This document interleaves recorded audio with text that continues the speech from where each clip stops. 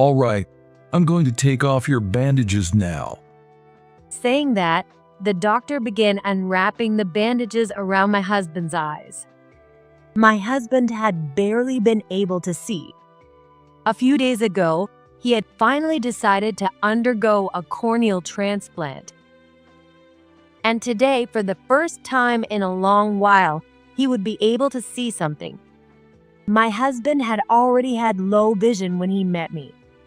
I wanted his first sight to be my face. When all the bandages were removed, he blinked several times as if the light was too bright for him. Then he lifted his head and looked in my direction. "Can you see my face?" "You're my wife?" he muttered, and tears began to fall from his eyes. I was so happy to see him shed tears of emotion when he saw my face. I interpreted it that way, but I quickly realized my husband's tears were for a different reason. "No way. How could this happen? You're my wife? This is awful. It's too cruel. You tricked me. You're hideous." The shock was so overwhelming that I don't remember how I left the hospital or how I got home. My name is Nancy Hanks, and I'm a single woman in my 20s who is way too comfortable living at home to ever move out on my own. I graduated college and I'm in my 3rd year as a working professional, but I have no plans to live by myself. I wish you'd get married and move out soon. That's what my mom often says, but it's hard to give up a lifestyle where meals and laundry are done for me.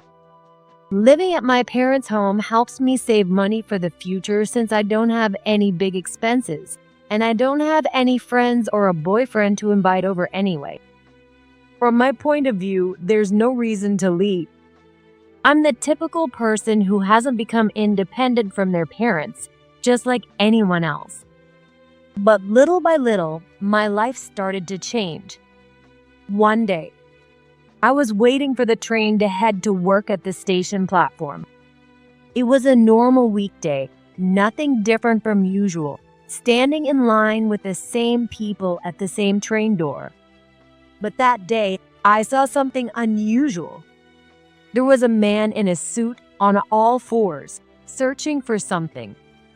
At first, I thought he must have dropped his contact lens. You see that sometimes. Maybe he overslept and was rushing to work. But even so, something about his movement seemed off. He was carefully feeling the ground and the walls, moving slowly and stretching out his hand as far as he could, trying to find something. His suit's knees and hems were stained white from crawling around like that. Would anyone go to such lengths just for a contact lens? It was almost as if he couldn't see anything. That thought made me scan the area around him quickly, and I soon found what I had expected. The white cane the man was looking for. I picked it up, feeling frustrated. It was early morning at the station. There weren't that few people around. Yet, despite the fact that someone was clearly struggling, no one bothered to say a word. Since when did people become such cold-hearted beings? While I fumed at the world and at myself, I made my way to the man searching for his cane. "Excuse me." I spoke to him in a low voice, trying not to startle him. But even then, it seemed I wasn't careful enough, as he flinched and raised his voice. "Yes." His response was louder than I had anticipated, which startled me as well. In a slight panic, I hurriedly tried to explain the situation. "I just found this. No, I mean, your cane," I said, holding out the cane. The man hesitantly reached out toward me, so I moved the handle closer to him. When he finally grasped it, his face lit up. "Thank you so much. I was really in a blind. It's dangerous to move too much in a station like this, but without my cane, it's hard to get around." As I watched him thank me with a smile, I thought, wow, he's really good looking. I hadn't noticed before since he had been looking down, but he had a remarkably handsome face. Even though he couldn't see, I bet he was quite popular, I mused, when suddenly his voice broke my thoughts. Are you okay? It seemed I had been so caught up in analyzing him that I missed part of what he was saying. Oh, I'm sorry. I was just thinking about something. So, where are you headed after this? Before I realized it, I had asked him that question. I didn't know where he was headed, but if it was somewhere nearby, I thought I'd go with him. He might drop his cane again, or maybe he wouldn't make it to his destination safely. The man seemed a little surprised at first, but then he started talking, as if understanding the context. Actually, I was trying to get to work, but the train was so crowded that I missed my stop. I got off at the next station, but in my rush, I dropped my cane, and well, here I am. As I listened to him explain, I realized his office was on my way to work. In that case, let me walk you to your office. It seems to be on my way. At first, he hesitated, but it seemed he wasn't confident he could make it to the office on his own, so he eventually accepted my offer. On the way to his company, I learned a little more about him. His name was Dave, and he had just started working at his company a few days ago. Apparently, he had trouble finding a job because of his poor eyesight. I see, unlike me who grew up comfortably, he's probably been through a lot of challenges. Not that I can fully understand, but I could imagine some of it. If I was able to help someone like Dave, maybe I'm not so bad after all. I thought about that as we got close to his office. Thank you so much for today. Because of you, I might actually make it to work on time. Will you be okay getting to your company, Nancy? When he asked, I replied, I'll be fine. To be honest, I was probably going to be about 10 minutes late, but I wasn't foolish enough to admit that. Well then, good luck with your work. Just as I was about to leave, he called out. Wait. Dave raised his voice again, probably not knowing how far away I had gotten. I was a little self-conscious about people staring, but I couldn't just walk away, so I turned back. Well, if it's not too much trouble, could we exchange contact information? You really helped me today, and I'd like to thank you properly sometime. I didn't think I had done anything significant. In fact, if I said it out loud, it might sound conceited, but helping him gave me a sense of self-worth and satisfaction. So, I didn't feel I needed to be thanked for it. But in moments like this, I can never refuse. I always worry that refusing will hurt the other person's feelings, or that they might think, does she think I'm hitting on her? How full of herself is she? I overthink things. And so, I ended up exchanging our contact information. Sure, that's fine. Looking back, it wasn't the wrong decision. Later, Dave and I met for coffee. During that time, he gave me some fancy sweets as a thank you gift. So, I felt like I had to return the favor, and we met for coffee again. As we continued meeting like this, we grew closer. Through our conversations, I learned that Dave had developed his vision problems later in life, and he was now waiting for his turn to have surgery. I could see fine until I was a freshman in high school, but then my eyesight just started getting worse. Now I can only make out faint light. Well, they say I'll be able to see again after surgery, so I'm not too down about it. Dave said with a forced smile. I'm sure he meant what he said, but I could still sense a certain sadness. To lose your sight, to not be able to do things that were once easy, The stress and fear must be unimaginable. However, seeing Dave face these challenges daily and never give up easily made me admire and respect him, and even start to develop feelings for him. Before I knew it, I had a growing desire to support him. Some might criticize it as cheap sympathy or the arrogance of being able-bodied. But wanting to help someone who is doing their best to live isn't a bad thing, is it? And it turns out I wasn't the only one developing feelings. One day, after seeing Dave a few more times, he confessed his feelings to me. I know that confessing to you when I can't see is probably just a burden for you, Nancy, but it's precisely because I can't see that I've come to realize how beautiful your heart is. So, I just had to tell you how I feel. That's what he said to me. For Dave, it seemed more like he was confessing just to get it off his chest, expecting to be rejected. But as I said before, I already had feelings for him. So when I accepted his confession, he was more shocked than happy. That was one of the changes in my life. Another was that after starting my relationship with Dave, I moved out to live on my own. We did go out on dates sometimes, but I felt bad dragging him around everywhere. Besides, I wanted to save those experiences for after he regained his sight. So, most of our dates ended up being at home, but it felt awkward doing that at my parents' house. That's why I decided to leave my family home.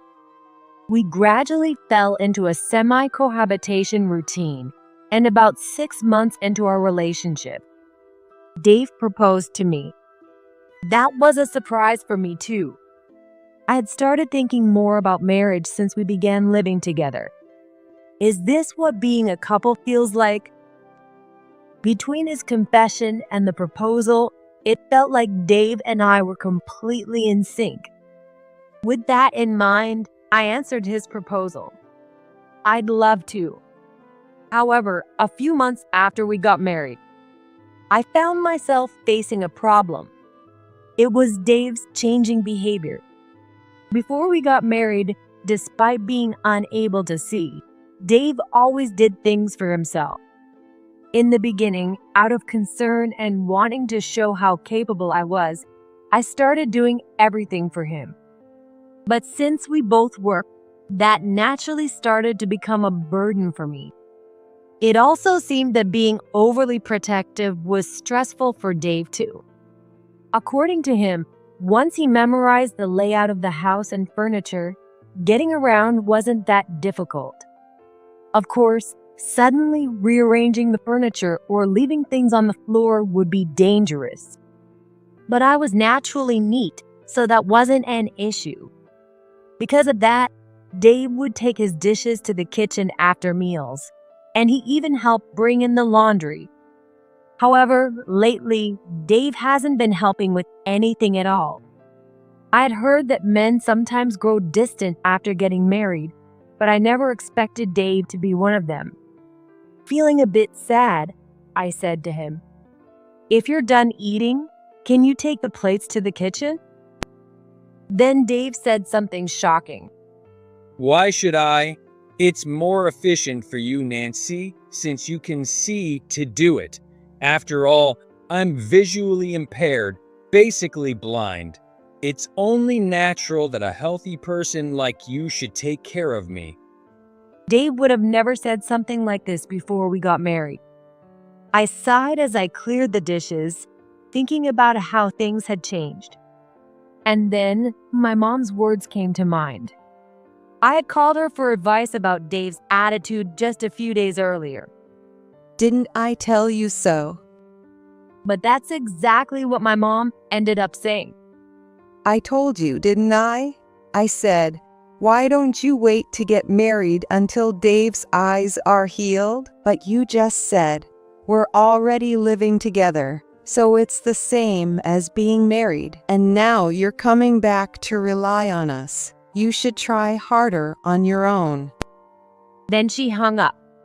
Sure enough, When we visited my parents to announce our marriage, my mom looked at me with worried eyes and said, There's no need to rush. I had ignored her advice, insisting on getting married anyway. As much as I wished she'd be a little more understanding, maybe this was just a sign that I hadn't fully learned to be independent. Still, I wanted to resolve things before my relationship with Dave got worse. After much thought, I decided to take a chance and seek help from someone else. One day, on a weekend, Dave and I were going about our day as usual. I was making lunch, and Dave had his earbuds in, listening to something as always. Once lunch was ready, we sat down to eat. Trying to sound as casual as possible, I started talking. Dave, I'm going grocery shopping for dinner after this, so could you bring in the laundry that's hanging in the bathroom while I'm out? Dave looked a little confused by my request. He retorted after a slight pause. Why? You could just bring it in before you go shopping. That won't work. It's not dry yet. Once again, Dave frowned, as if he sensed that something was off. Then bring it in when you get back. But if I do that, dinner will be late. And you don't like eating too late, right? You used to help me before we got married, so you can do it every now and then. Dave was about to snap back at me, but then seemed to realize what felt off. More importantly, Nancy, aren't you being a little loud today? It's annoying, so could you? Who do you think you are? A sudden shout came from behind Dave. Dave flinched in surprise, but seemed to recognize the voice as he nervously opened his mouth. Why are you here? Mom. Yes, the person I had asked for help was Dave's mother, my mother-in-law. Let's go back to when we visited Dave's parents to introduce ourselves as a married couple. His parents were overjoyed that Dave had found someone to marry. It seemed they had thought that, given his eyesight, it would be a while before he could get married. At the same time, they were also worried about me. Since Dave's mom had been a stay-at-home mom, she had spent a lot of time with him. And she knew firsthand how challenging it was to live with someone who had a disability. I raised Dave without treating him any differently than other kids his age. But even then, true equality is still just an ideal. There are inevitable challenges that come with his condition.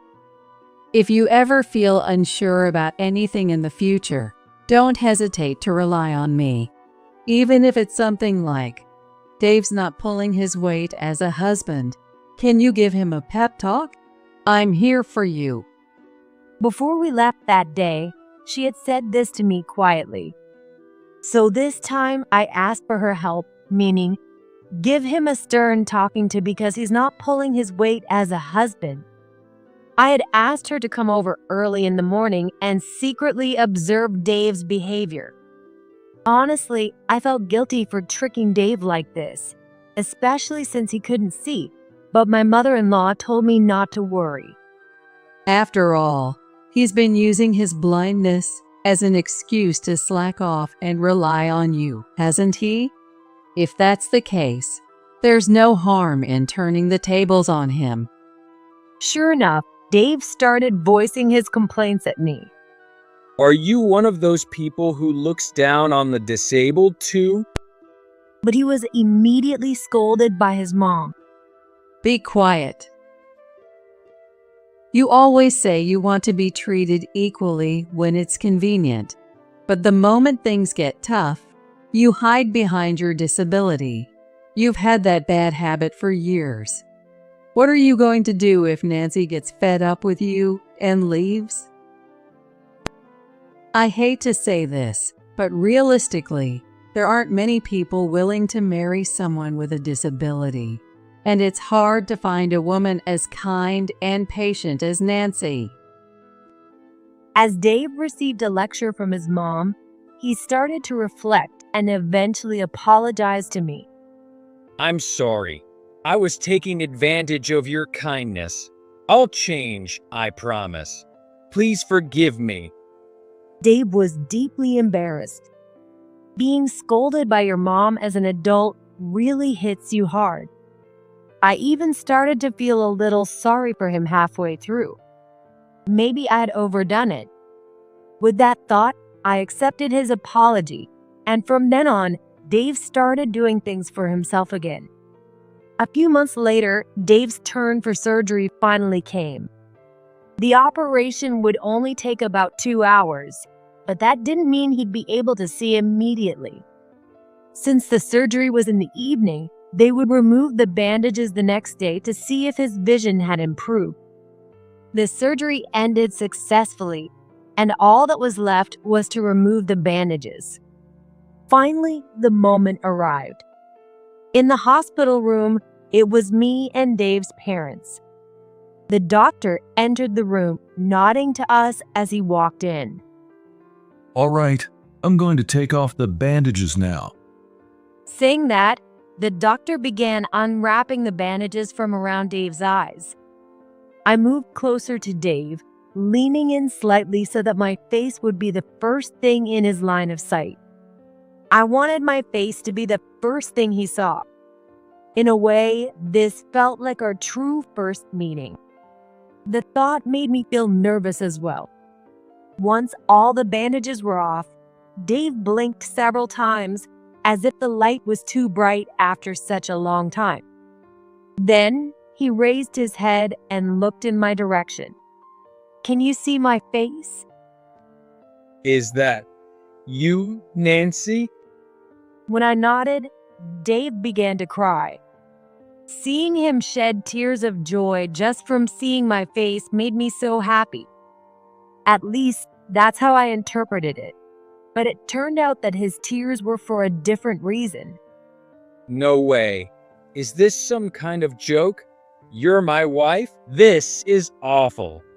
How could you trick me like this? You're so freaking ugly. I don't remember much after that. You can't talk like that to someone who has supported you all this time. I vaguely recall Dave's dad getting furious and trying to slap him, but the doctor stopped him. Apparently, since it was right after the surgery, any strong impacts was off limits. After that, somehow, I found myself back home. Looking at my phone, I saw several missed calls and voicemails. They were from Dave's mom. When I called her back, she apologized over and over. I don't even know how to apologize properly. If you want, we'll pay compensation or agree to a divorce. But at that moment, even I didn't know what I wanted to do. So for now, I replied to my mother-in-law with this. "It's okay. I've been used to being called ugly since I was a kid." With that, I hung up the phone. I'd been self-conscious about my looks ever since I was a child. Back in elementary school, I was constantly teased and called ugly. As I grew older, everyone matured and stopped calling me ugly to my face, but I knew they were saying things behind my back. They still thought I was ugly. They just didn't say it out loud anymore. To survive in such a cruel environment, I developed ways to cope. I would laugh off comments about my appearance to lighten the mood, or I'd take on tasks no one else wanted to do, becoming the helpful person, or rather the convenient one. Have you ever noticed? A beautiful person doesn't have to do anything to be liked, but an ugly person has to constantly try, or they'll be hated immediately. I had forgotten all about those painful memories, buried by Dave's kindness while he was blind. What should I do from here? Yes, Dave said some terrible things to me. But considering that he had just regained his vision and everything he had done for me up until now, maybe I could forgive him? At least, it didn't seem like something worth rushing into a divorce over. Or maybe I was just trying to convince myself of that. Either way, I decided to continue my marriage with Dave. After all, they say you get tired of a beautiful woman in 3 days, but you get used to an ugly one in 3 days, right? I soon realized how naive that thinking was. For a while after Dave was discharged, our married life was stable. He apologized for his harsh words at the hospital, but it seemed he still thought of me as ugly. If I needed proof, it was the fact that ever since he returned to work, he had been coming home later and later. Almost every night, he'd come back smelling of women's perfume and alcohol. At first, I thought he was just blowing off some steam now that he could see again. But after months of this, I couldn't ignore it anymore. In fact, I was almost certain he was cheating. Even though I didn't want to, I happened to see some sweet messages from women pop up on his phone. And once, I even found a hotel receipt in his suit pocket. But I couldn't confront him strongly. Because, unlike before the surgery, Dave no longer had any real reason to need me. With good looks and perfect vision, he could easily find another woman if we divorced. Meanwhile, I was still just the same unattractive, dull woman. If I let Dave go, there was no chance anyone else would marry me. I knew my thoughts were pathetically self-deprecating, but this was the reality. Are you serious? You're just playing the tragic heroine to make yourself feel better. That comment hit me like a ton of bricks. Maybe because it was spot on.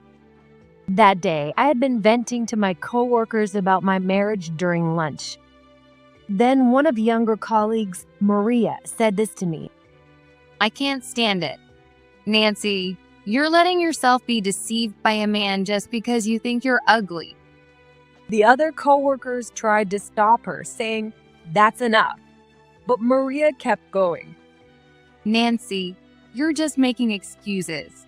Look, there are only a handful of truly beautiful women in this world.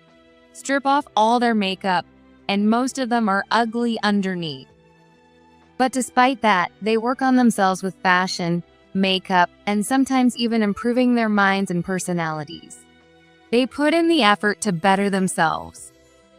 Have you been doing that, Nancy? If you know you're not attractive and see it as a flaw, then at least try to overcome it. Don't just sit there complaining when you haven't even tried. I couldn't help but listen to Maria. I had always thought she was a cold, distant type, and we had hardly spoken before. However, the truth is, she's a hardworking and passionate girl. Do you think I can do it?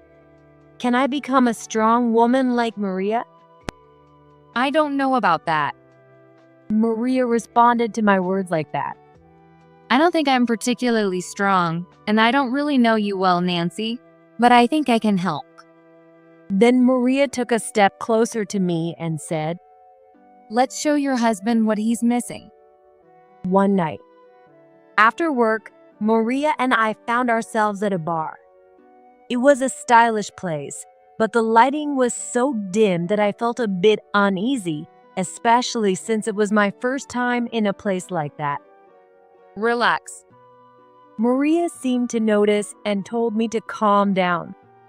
As I glanced around at the other customers, Maria made eye contact with a man.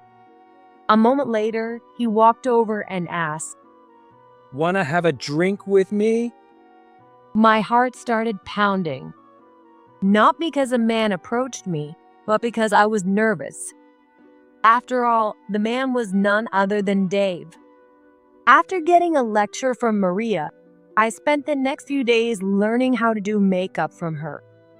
I had worn makeup before, but only the bare minimum, just enough to be polite. I can't find the right word to describe Maria's makeup, but the best one that comes to mind is reconstruction. I'd never used colored contacts before, and since the goal was to trick Dave, I even wore a wig.